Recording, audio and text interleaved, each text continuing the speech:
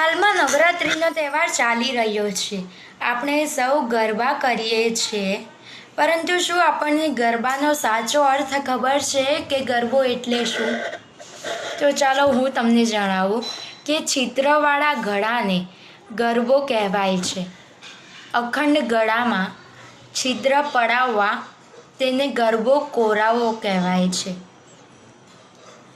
ગર્ભમાં એટલે કે મધ્યમાં દીવાવાળા ગળાને આજે પણ ગરબો કહેવામાં આવે છે.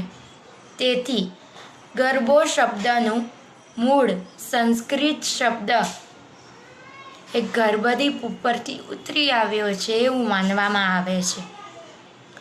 નૃત્ય ઉપરાંત નવરાત્રિમાં કાણાવાળી મટકીમાં અંદર જ્યોત મૂકીને બનાવતા દીવાને ગરબો કહેવાય છે.